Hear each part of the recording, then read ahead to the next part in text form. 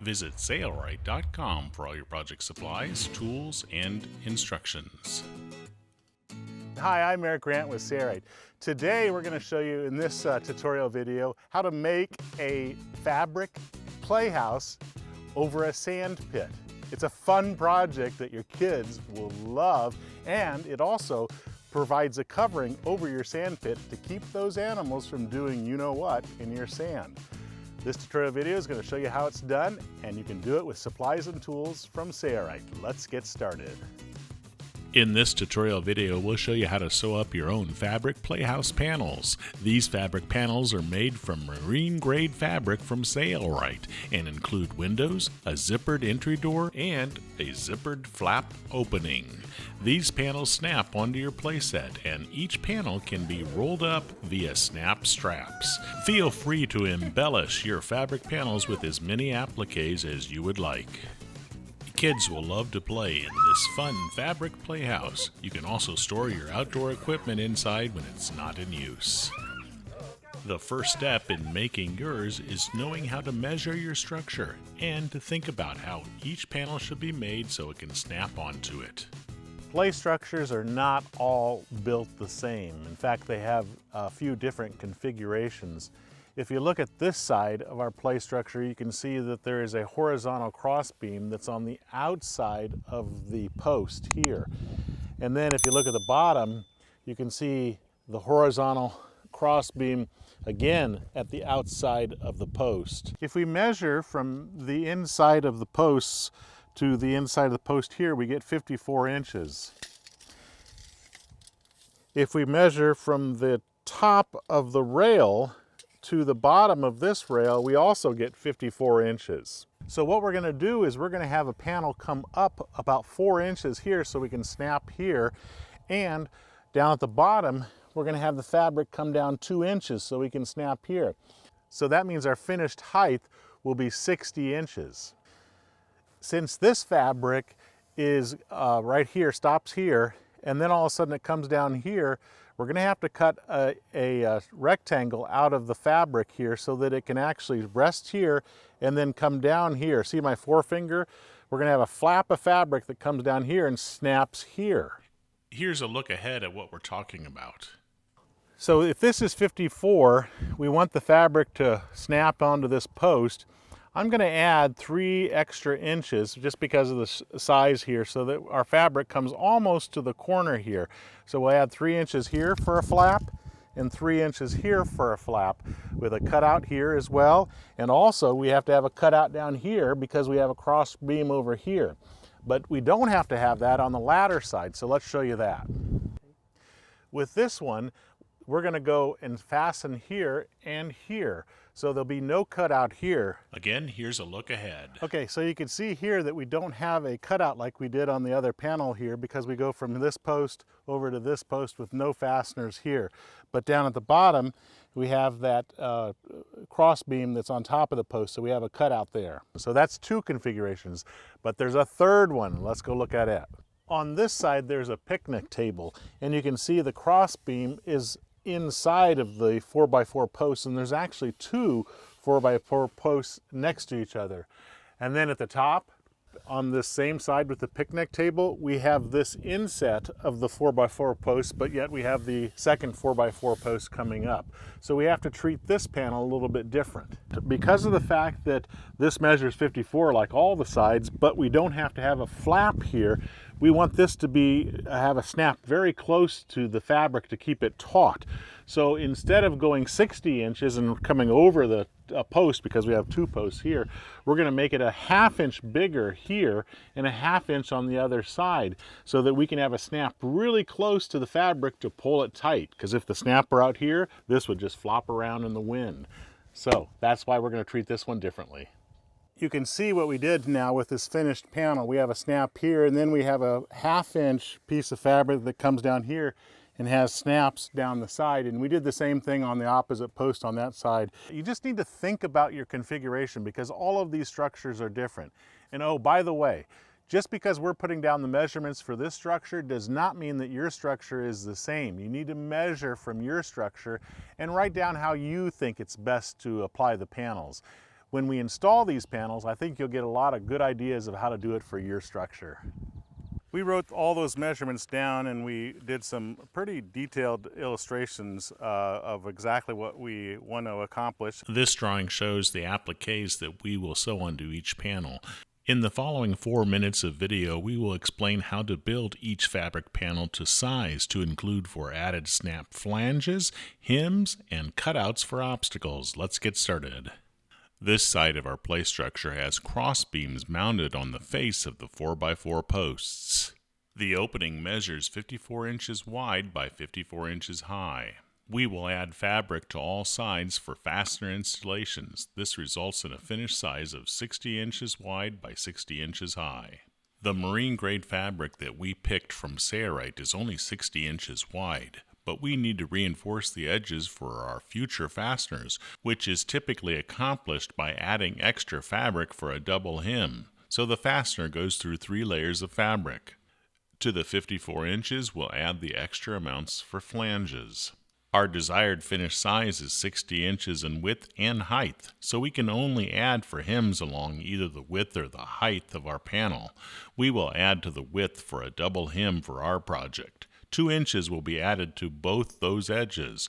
Since the height of our fabric is 60 inches, we'll have to add a reinforcement strip at the top and the bottom. That reinforcement strip will go on the underside of our fabric and make for a great reinforcement for fasteners.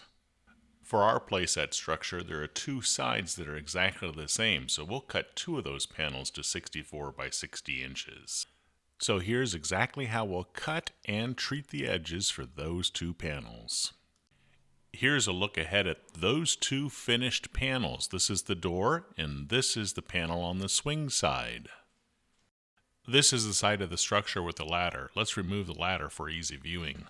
On this side at the bottom, the crossbeam is on the face of the vertical posts. However, at the top, they are inset, so we will still require a 60 inch by 60 inch finished size panel with the same allowances along each side, which means we will cut a 64 by 60 inch piece of fabric.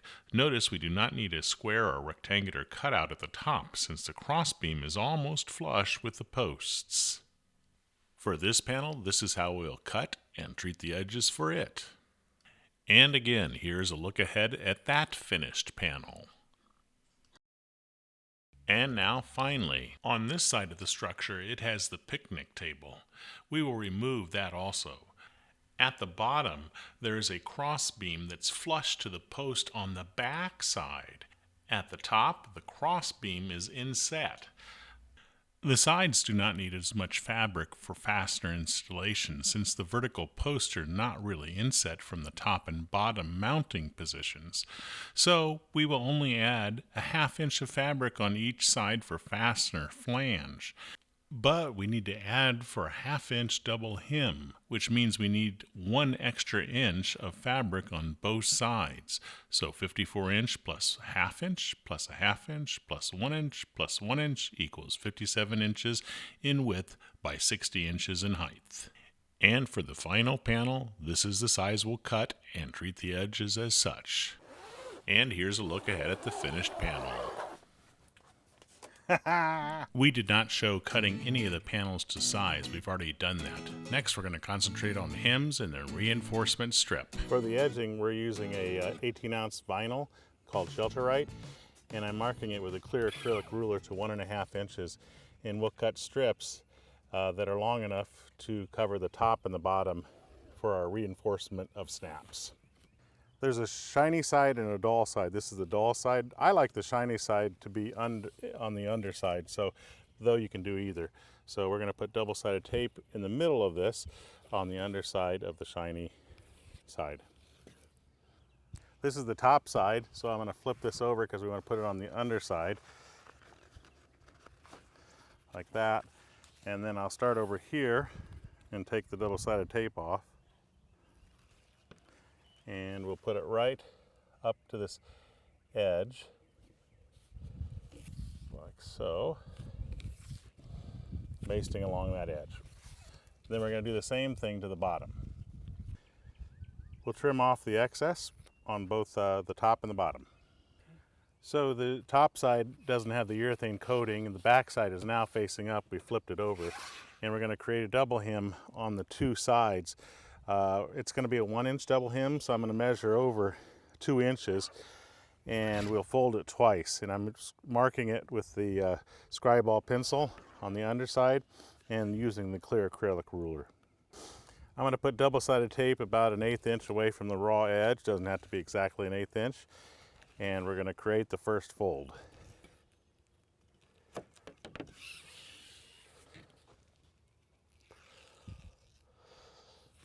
So we'll fold up to that line, and this double hem will create the reinforcement for our fasteners. Once the single fold is done, we'll put another run of double-sided tape on top of that fold, about 1/8 inch or so from the folded edge, and we will hem. Now I didn't mark the fabric here. You can if you want. That would be 2 inches from the fold, or you can just fold it, hopefully following the bulk of the fabric at that fold. So watch. So I just basically fold right where the fabric stops, and that is our 1-inch double hem. We're going to do the same thing to the opposite side. In this chapter, we're going to sew those reinforcement strips on and the double hems. This is our vinyl material, 18 ounce. I've cut it 6 by 6, I believe. Yep, we did. And we're going to put double-sided tape on 2 of the edges on the underside, the shiny side.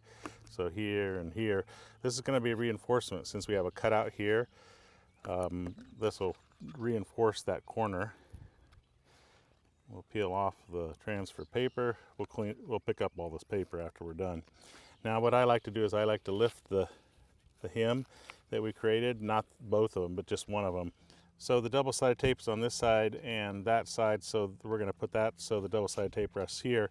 We're going to lift this up and put it in here, and then fold this back over, and then we'll lift this up.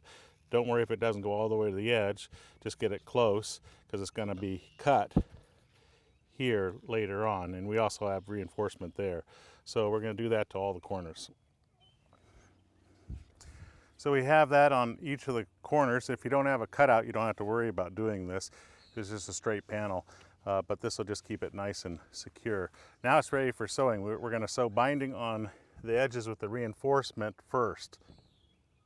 I'm going to use a 1-inch binder with a polyester binding in it, and we're going to go over this part with the reinforcement. I like to sew with my reinforcement on top, mainly because of the fact that it doesn't stick to the binder as much. So we'll start here at the end of the reinforcement because we're going to cut this way, and we're using a black thread, and I've got my stitch length to 6 millimeters, which is what I like for this. I'll do some reversing at the beginning.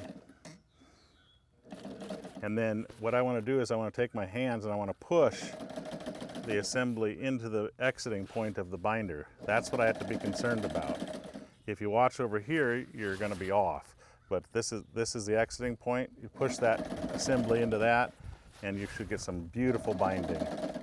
And also by pushing on the vinyl instead of the fabric, it's easier to basically manipulate it into the mouth of the binder.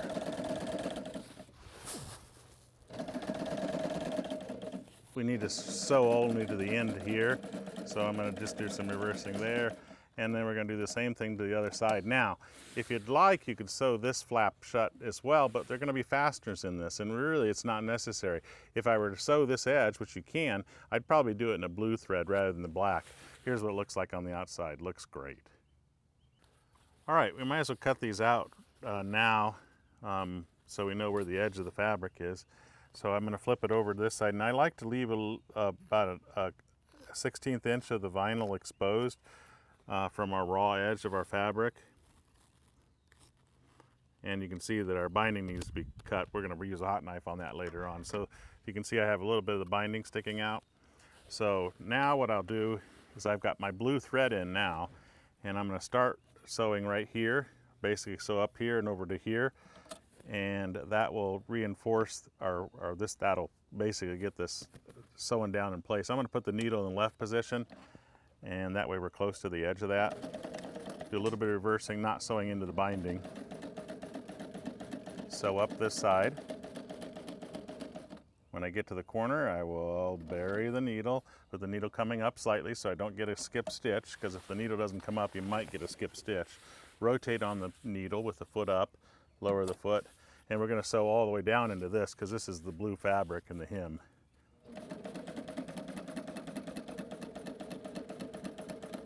And when I get to the edge, I'm just going to do some reversing here. That's good. Okay, we've got that done. Now I'm going to start over here, sew over here, and then sew down here. So we'll show you how we do that next.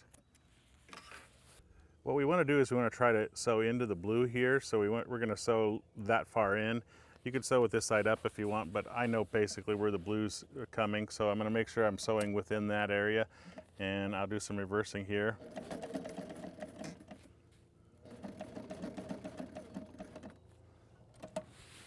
Pivot.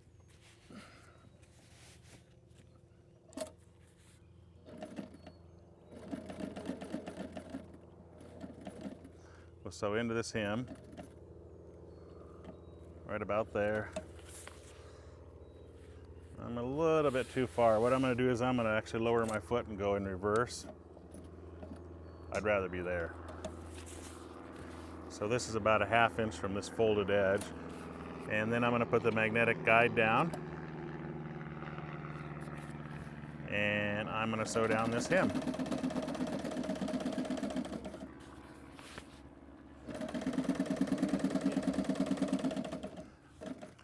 So I've also cut off this corner. This one's a little bit bigger. We intended it for that way. I'm going to sew up here, and then we're going to do the same thing that we did on the other corner.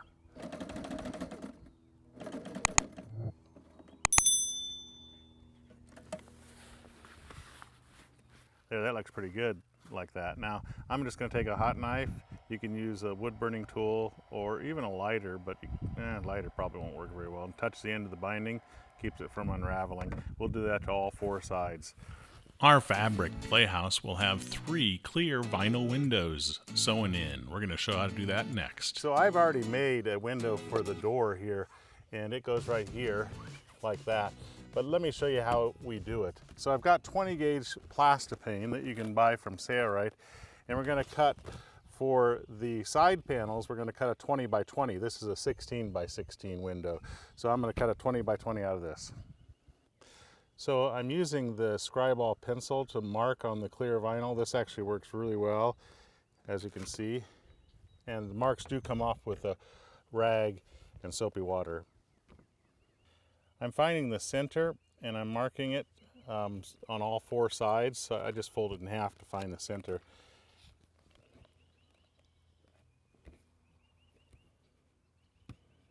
Since our binding is 1 inch, there's the center marks that we just marked. We're going to use a clear acrylic ruler and mark a line that is a 1/2 inch from those marks. So put it on a 1/2 inch right there, and then lightly put a line on that, because that's going to be our line to follow for the for the binding. And we'll do the same thing with this, a 1/2 inch from that center line. Doesn't matter which side.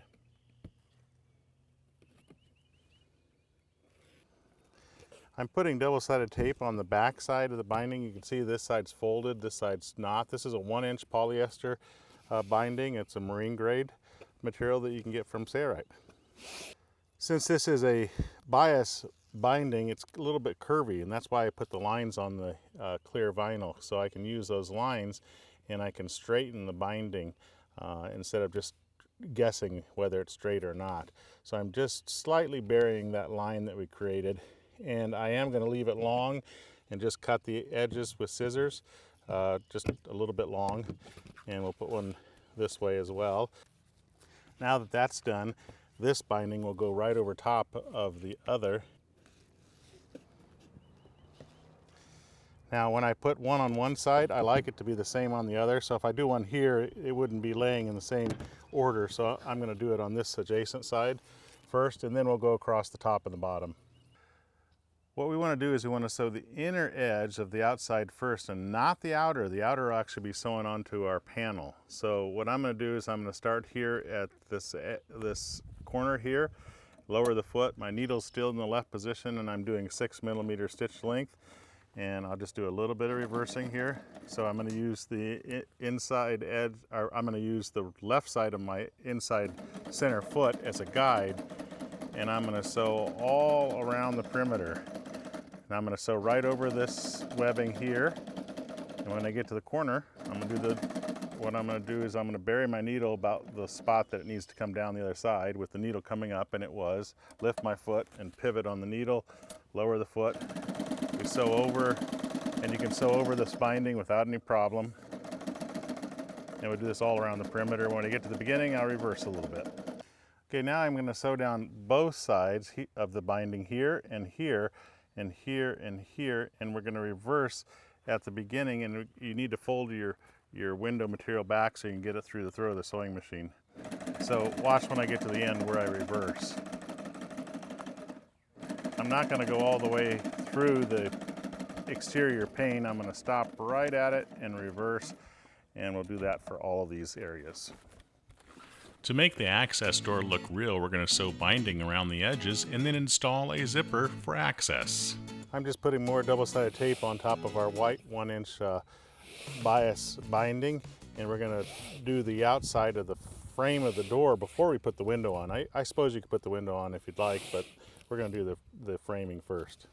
I'm putting the binding on, following the line, and the line's on the inside. It doesn't have to go on the bottom, but I think it'll look pretty good.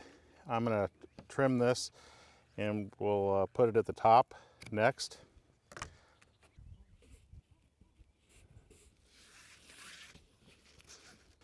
So now this one's going to go over top of that. We're not going to do miters or anything. If you want to get fancy, you can do a mitered edge, but we're just going to do it like that. We're going to come down both sides in the same manner. So now I'm going to take our window. This is 16 by 16, and I'm going to put double-sided tape close to the raw edges on all four sides of the window on the back side. Okay, I peeled off the transfer paper, revealing the glue. Don't forget to put a cut in the material, because we're going to have to be cutting that out after we're done, but I don't want to cut it out till I've actually got it sewn on. So now we're going to put this on right over our markings, and it's stuck in place. Make sure it's nice and straight. I'm going to move my needle to the right, and I'm sewing 6 millimeter, and I'm starting here at the top corner, and we're going to use the right side of the center foot as our guide, so we keep our stitch nice and straight. Do some reversing at the beginning, and sew down around this border. We're going to sew the outside, and then we're going to sew the inside. Okay, so we've got the outside perimeter sewn. Now we're just going to do the inside perimeter. I moved the needle to the left, and I'm using the left side of my center foot as a guide. Okay, so here we're coming back up to where we began, and I'm just going to do a little bit of reversing here, and that is done. Now let's transition over to the window, and I'm not even going to cut my threads. I'm just going to rotate my fabric around here. Make sure the window's still basted where it needs to be basted, and it looks like it is.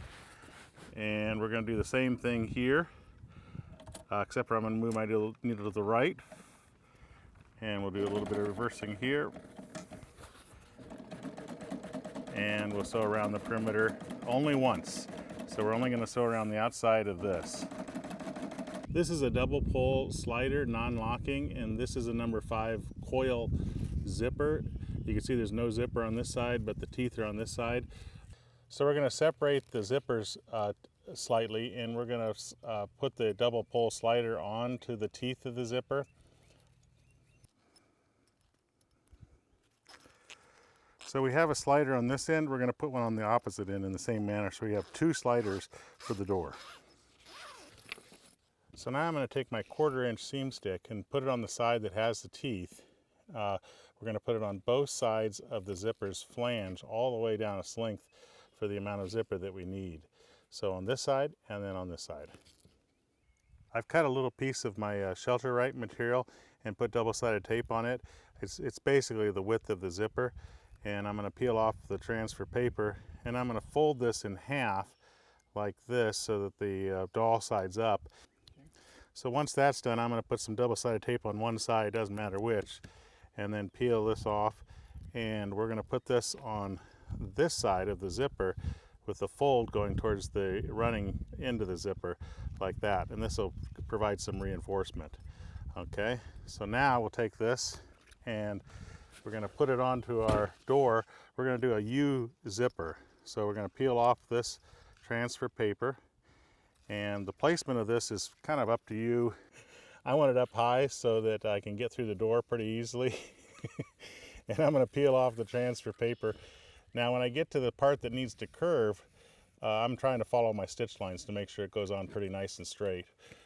We have to take a curve here, and this quill zipper takes a curve pretty nicely.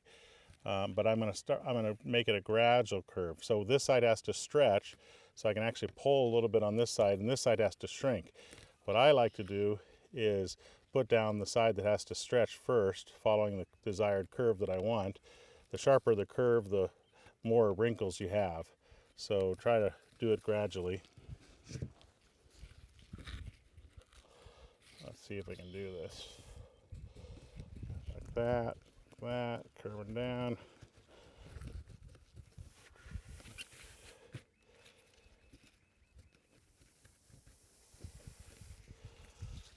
I'm trying to make this spacing about the same. It's almost the same.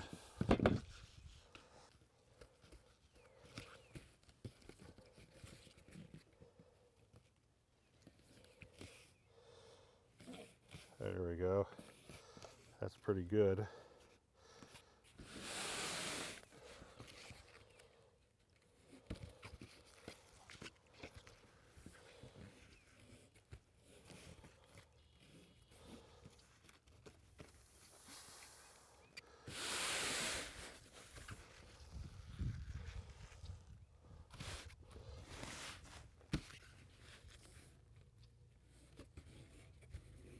So you notice I'm basting the outside. Now I'm going to have it come around here and curve over to this side. So I got to do the same thing here. We got to kind of pull this one tight and create a curve that's pleasing. Nice thing about double-sided tape is if you're not happy, you can always peel it up again and do it a second time.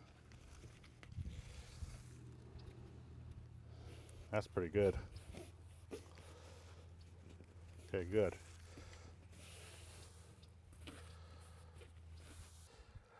So I forgot to put I cut it off and the slider was on the other side, so I had to put it back on there again. So remember, just don't forget to put your slider on. We're going to put the same sort of tab on this side, and we'll be sewing through that. Now let's concentrate on these corners. So once we have one side down, the outside has to stretch, the inside has to shrink. So what I like to do is I have to create wrinkles in this, and I like them to be distributed. So what I'm going to do is I'm going to push on the flange, there's double-sided tape on that side, and I'm going to try to distribute some small wrinkles in this that are pleasing. And if I'm not happy, I can redo it again. So this is what you should be looking for, something like this. Push those wrinkles down and distribute them around that curve. Now when it comes to the straightaway, you don't have any problem there. You just push the zipper down on the double-sided tape. And I think that looks pretty good there. Now we got to do it at the top as well. What I typically like to do is I like to sew the inside that has all those wrinkles in it that we put into it. And also this is the easiest side to sew because there's less fabric going through the throat of the sewing machine. So I'm going to put this outside foot on the teeth. The teeth are facing down. And my needle's to the right, as you can see here. Let's see a little bit on, there we go. And we're going to do some reversing. I have my blue thread in here on top of this patch assembly, and there is that binding on the outside, so you will see that blue there, but that's not a big deal. So you can see this foot's right up against the teeth, and when I get to the slider, what I'm going to do is I'm going to bury my needle, which it is. I'm going to lift my foot, and I'm just going to unzip the slider to an area where I don't have to contend with it. This one pole's going the wrong way. I got to kind of get it out. There we go. Just force it, Eric. Okay, once the slider's out of the way, just keep sewing. It's probably a good idea to look at the back side to make sure your stitch looks good. Oh yeah, it looks really good. So we're coming up to where those wrinkles are at this curve.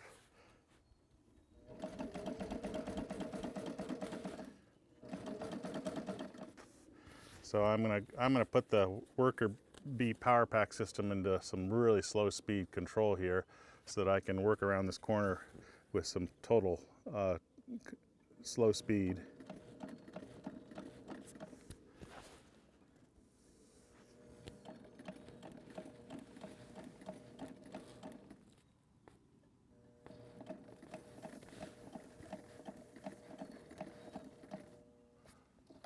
I like to bury the needle when I make major adjustments. I'm going to stick this fabric in the throw of the machine and get it straightened out.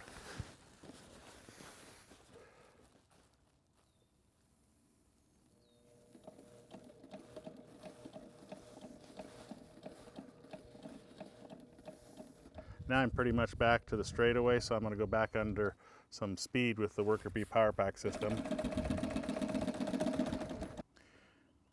Okay, so here I'm at the end, and I want to do some reversing at that spot. Okay, and now what we have to do is we don't want to start from here. We want to actually pull all the fabric through and start at the same end that we started with before. To do that, since that'll reduce the bulk going through the throat of the sewing machine.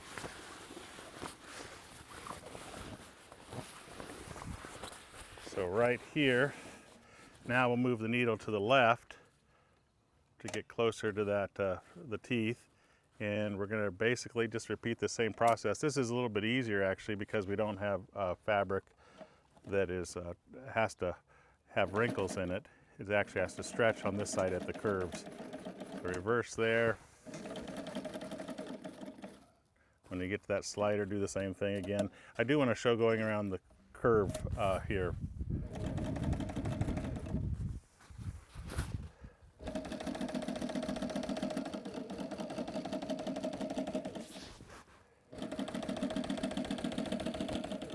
I'm going to slow the machine down.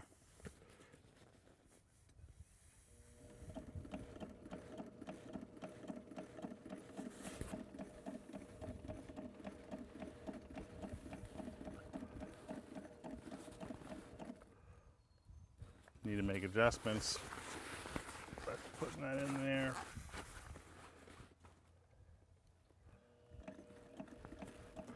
And we are around the curve. So that's all there is to sewing this zipper in. We're going to go turn up the speed and continue sewing. All right, so now I'm going to take a seam ripper, and I'm going to, first with the red thing up, I'm going to cut, and then I'm going to put the red little protector down into my zipper so I don't rip anything there. And I want to rip the fabric with a new seam ripper if possible. This one looks like it's not that sharp. Right in the middle of the stitches. I think I'm going to do this way because it's sharper over here. I'm just going to be careful not to hurt my zipper. So we're going to do this all the way down it, and you have what I call a dirty zipper approach. So this is a fast way to put a zipper in. It's not the best way because you usually want an edge that's hemmed, but it's going to work. And you could touch the edges with a hot knife if you'd like. You just have to be careful after you've slit it, and that would help to keep the fabric from unraveling. Okay, with that slit that we made, we're going to cut the window out, and I like to just cut close to my stitches here. And the binding is 1 inch, so I'll probably leave a flap of approximately 1 inch. You don't have to do that. You could actually cut all the way to close to the stitch and cut around. So we'll show you what it looks like when we're done. Here's a look ahead after snaps are installed and all the panels are done of that door we just created. Beautiful. And the door opens as such. If you feel like putting a handle on the door, you can accent it any way you want, but then you have access inside to your sand pit or your storage for whatever you'd like, and then just zip it shut. The fabric panel on the picnic table side will have a zipper opening, and this zipper will be upside down. We call that a zippered frown. So I've measured up 22 inches. That's where our table top comes up in height. And I found the center. And I'm going to make a zippered opening that is 20 inches, so 10 inches from the center this way and 10 inches this way. And I'm going to draw a rectangle, probably coming up about 20 inches again. So I'm marking on the back side or the underside of the fabric. The reason we moved inside is because the sun just got to be way too intense.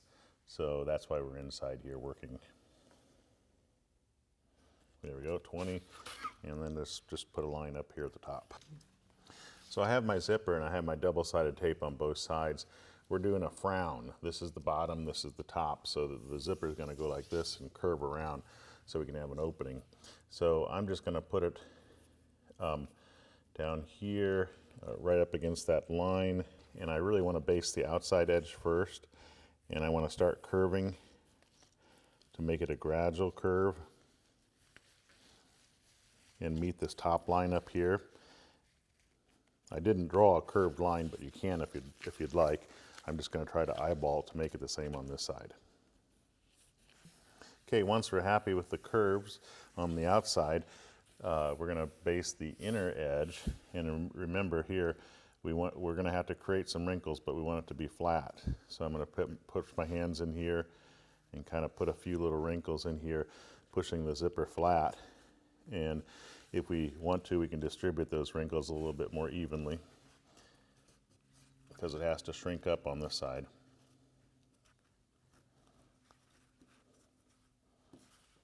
Okay, and then we'll do that on this one as well.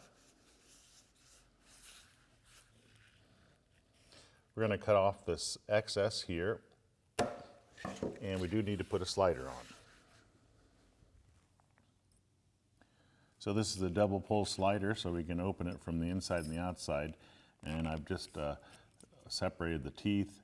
There is a fat side up to the top here, so that would go towards this teeth side. Otherwise it won't go on.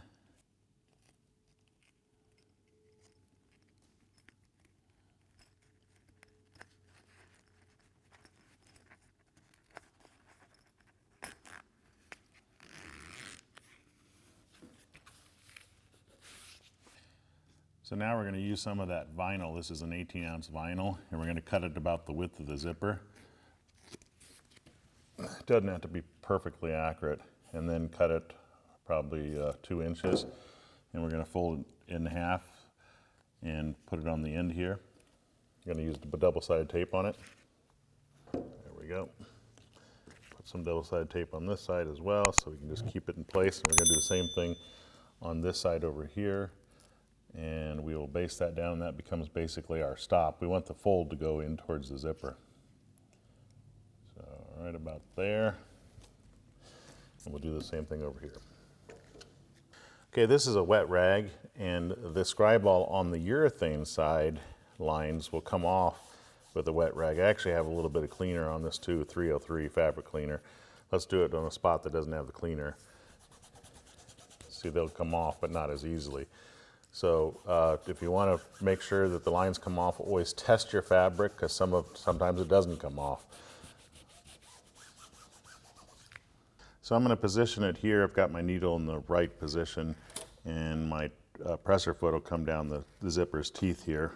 And we're just going to sew here and do some reversing. We are going to be sewing across the teeth here in the second pass. We're doing the side that has to shrink up, the inside edge of this frown. Okay, when I get to the curve, what I'm going to do is I'm going to turn down the worker bee power pack system so I get really good slow speed control, and that way I can just go super slow. And I want to basically follow that curve with that presser foot up against the zipper's teeth. The teeth are down and it's basted in place, so it hopefully won't move on you. Nice. Okay. We're going to do this all around the perimeter, and when we get to the other side, we're going to do some reversing there as well. Okay, when we get to the slider, what we're going to do is we're going to bury our needle by rolling the balance wheel by hand, lift the presser foot, and then just move the slider past the presser foot, lower it, continue to sew. Here I'm going to do some reversing again, like that, but then what I'm going to do is go down to the bottom, where I know that the zipper is, bury my needle, because my zipper stops about here, midway, lift my foot, pivot on the needle, because we're going to close up this end, lower my foot, and we'll sew over the teeth, and do some reversing there to make sure that it's closed well. And then bury the needle here where we're going to sew down the other side, and then flip my material around and sew down this side.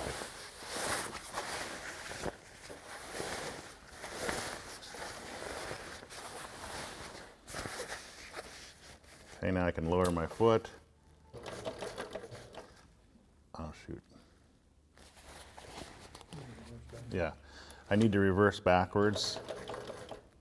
I didn't do that. There we go, now we're okay. Okay, we'll do the same thing to the other end.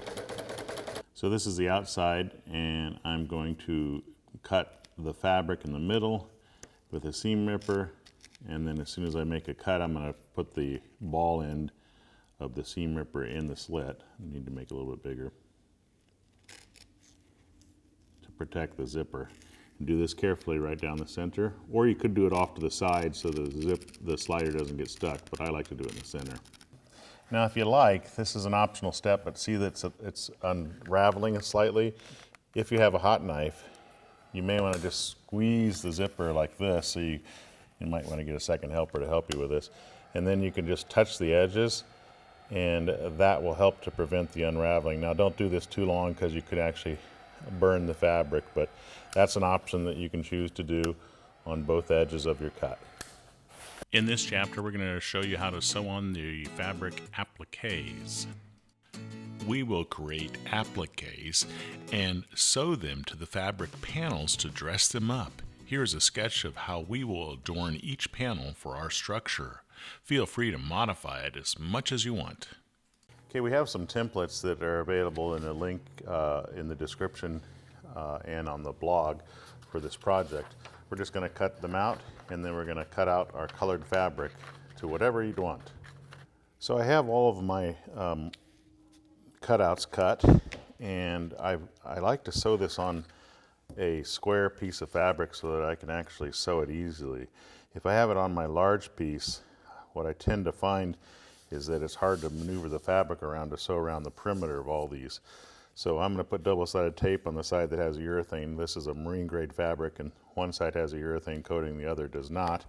But some of it is a vinyl. This is 18-ounce vinyl. So we're going to put the double-sided tape on the shiny side of that. And all I do is basically just put one strip of the adhesive on, just enough to hold it in place, just like that.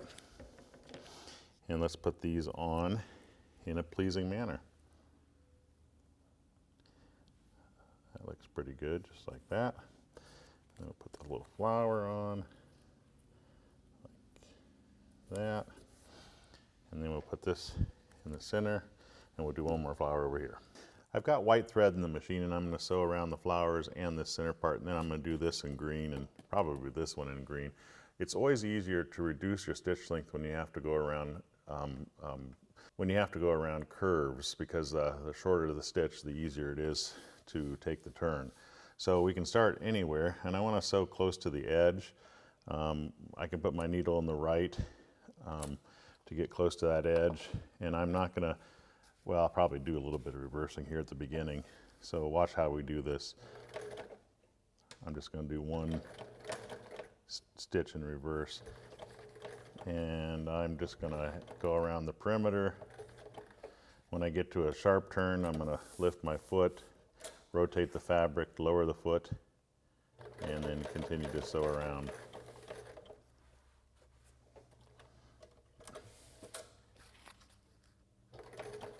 It's a little time consuming, but you can get the job done. Doesn't have to be perfect, You just want to make sure that these things don't curl in the weather.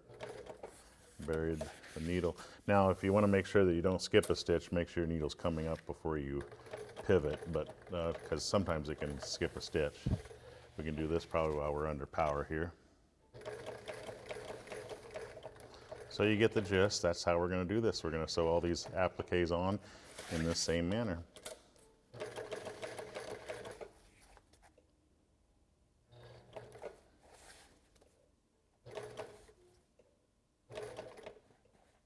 And there we are at the beginning. I'll do one stitch in reverse, and that circles on. Not too bad.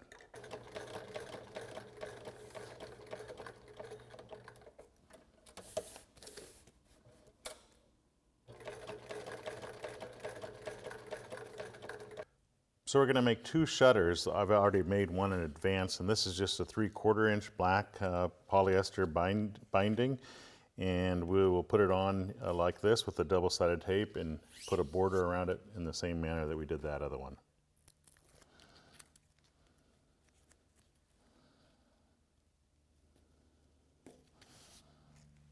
Okay, we're back in a 6mm straight stitch, and we're just going to sew around the perimeter of each one of these slat areas. I can use the reverse lever if my needle's going to go outside of the edge, which it would here. So I use the reverse lever basically so I can pivot right where I want to. And when we sew this binding on, we're going to sew the inner edge only. The outer edge will be used to sew it onto the main panel. So we've got our black thread in, we're going to do this, and then we'll show you what's next. So we're going to trim off this excess on our window, and this window, we're going to put tulips on it. So here's the window. Let's just move this stuff so you can kind of see it. And these are the tulip parts that we cut out of our appliques. We put double-sided tape on the back, and we'll start with the middle one. We're going to put 3 on. So this will go down over top of this, over top of our binding, because obviously they're growing in front of the window. And then our tulip goes on like that. And we'll put 2 more over here in the same manner. Good. The reason that we put these on before the window is sewing in is that it makes it a lot easier to sew it onto a small assembly rather than the entire large panel. So we'll sew these on, and then we'll sew the window onto the larger panel. Awesome. I'm using green thread for here, and I'll use red thread for the flower up top here. And we'll just sew these on just like we did before. We are sewing through the clear vinyl this time. So what I'm going to have to do to get this to go underneath the throat of the machine is kind of crinkle it up a little bit. Don't worry about doing that, it won't affect anything.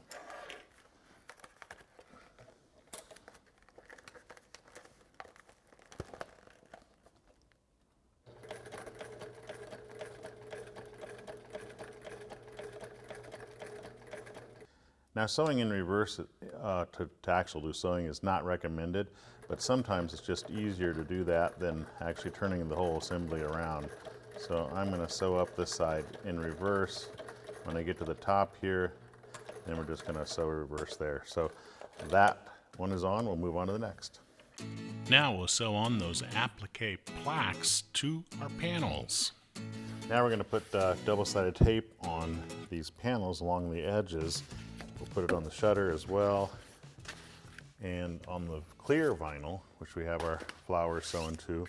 What we want to do there is put it close to the edge. This is very important because obviously we're only going to sew out on the edge all around the perimeter on all 4 sides. We haven't cut out the fabric. Don't cut out the fabric yet. This is our flower box. I'm just peeling off the transfer paper. I've already got it marked on the fabric where I want it, centered. We'll put it on. Then we'll put the shutters on like this, and I'm going to have the shutters with a little bit of a space between here, which is I've already got those marked as well. Okay, now we're just sewing around the perimeter of the blue panel with our blue thread, very close to the raw edge. Get to the corner, bury the needle, needle coming up, pivot on the needle. Lower the foot. Sometimes it's better just to reposition your fabric and do some reversing rather than take a turn around the corner. If your panels are too big, that's what I'd recommend doing. And we did that a couple times here. You can see here we have a thread going to this one because we didn't just bury the needle and turn the corner. We actually took the fabric out. So like for this one, this is finishing up this side. And here at the end, because I didn't turn the corner, I just do some reversing. So sometimes that's helpful, doing some reversing at the beginning. So we're just going to use the right side of the center foot and sew all around the perimeter as we've shown before. We started with the window. That was probably a mistake because the window made it just really bulky. What I should have done is left this window for last. So maybe sewing these three things on and shutters and then the box and then the window for very last. So I recommend you do it that way rather than put the window on first. Everything's sewn down. We're going to turn it wrong side out. So all I'm going to do is cut out this fabric on the underside for the window, making sure that I'm not hurting the window. Next up, we'll be installing the snaps to each one of our fabric panels. We have to go to the structure for this. So as you can see, I've got a second helper here, and you can see that this fits perfectly like we desired. So this fabric's up here, and I think we have the same distance on that post. You have about a 1/2 inch? Just about? Okay. So I'm going to mark it here and here, and we're going to make sure the bottom fits well. Hold that, Seth. And here, what do you got here? Yeah, perfect, okay. Right here and right here. So we're going to put a snap here and here, and I like to put snaps somewhere around 18 inches apart. So we've divided that amount by the distance, which is about 54 inches, which means I'm going to put them at exactly 18 inches apart. So I'm going to mark the location.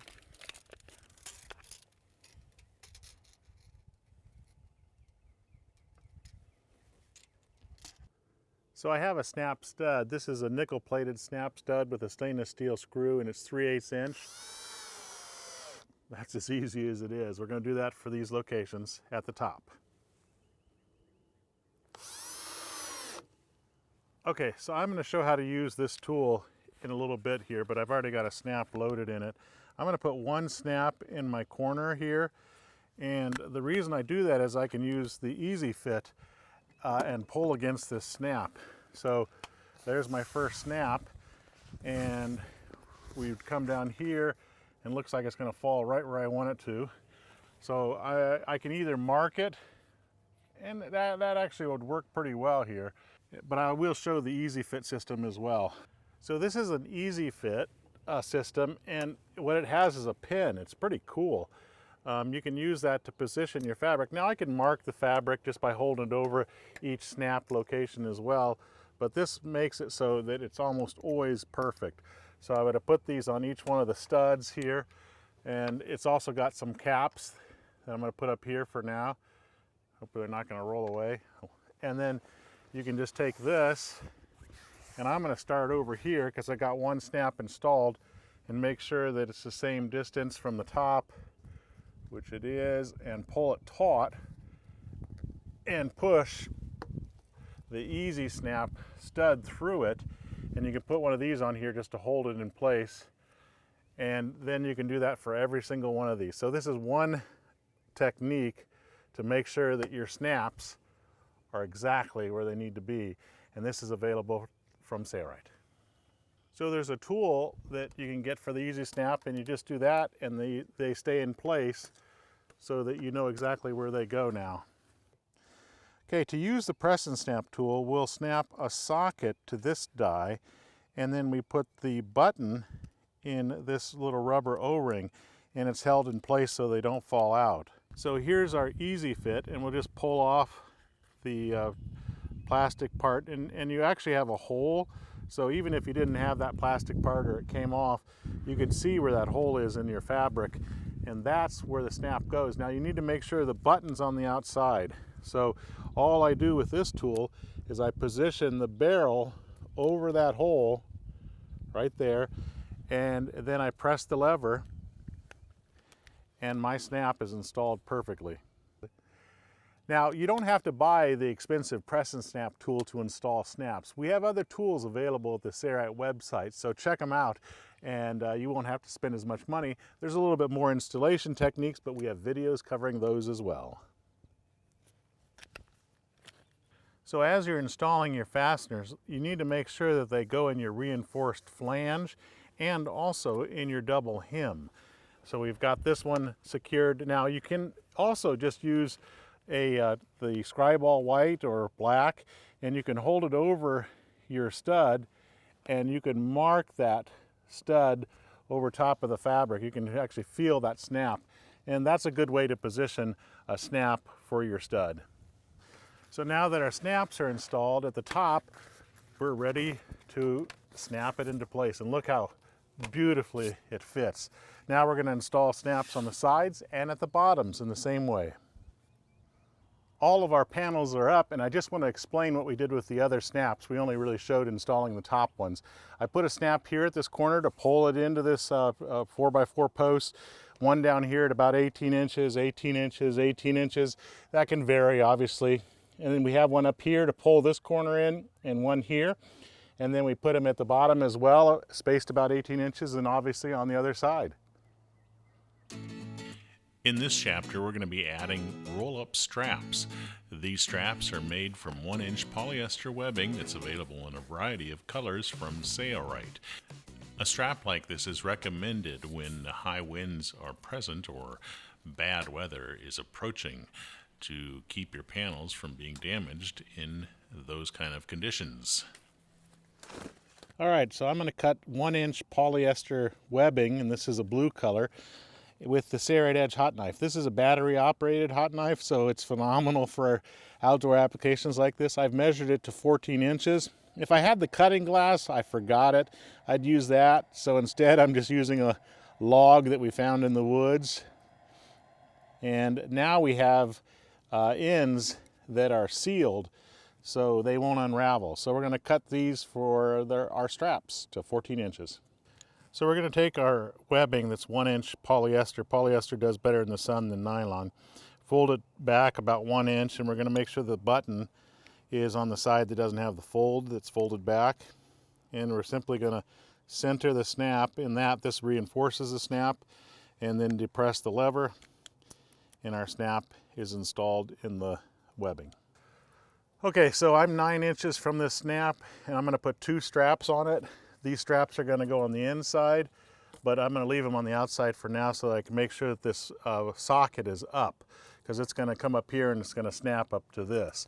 So what I want to do here is I want this fold to fold on the same side as the socket, about 1 inch like that.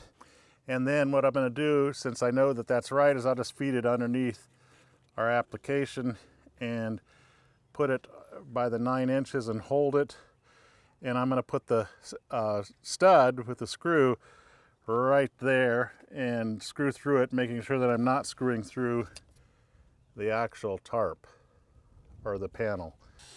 Okay, now this is going to twist, and before you get it fastened down all the way, remove this and pull your webbing down, because once it comes up against this, it's not going to want to move.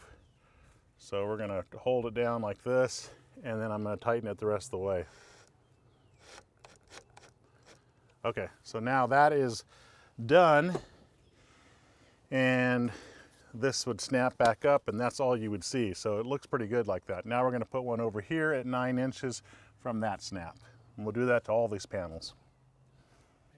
For an easier way, if you want to do it, and if you have the Sandbox drill hole cutter set or the 1/8 inch Sandbox drill hole cutter, you can actually pre-drill a hole through your webbing, and it's a lot easier to secure that snap in our structure. And I'm using a cutting pad down here without it twisting. So all you do is that, and now you got a beautiful clean hole through your webbing piece. Watch how easy it is to install this. Okay, so since there's a hole in this, we'll just run it down. We've already measured here. And we can put our fastener through the hole. And look at that, I can position it any way I want because of that hole. So that's a lot easier if you have that tool. When there's bad weather coming or high winds, we recommend you roll them up. And now, since we have straps, all we have to do is this, and the bad weather should not affect it. And that concludes how to make a fabric playhouse over a sandbox on a play set. Coming up next is the materials and tools that we used from Shelter-Rite. You'll find all kinds of outdoor fabrics that'll work great for your fabric playhouse. You can see the quantities that we used for our fabric playhouse structure in yellow here. If you have any questions about the materials or tools that we used in this video, be sure to give us a call or email us. We're glad to help. If you liked this video, be sure to give it a thumbs up and subscribe and hit the bell to be notified of new tutorial videos when they become available. I'm Eric Grant, and from all of us here at Shelter-Rite, thanks for watching.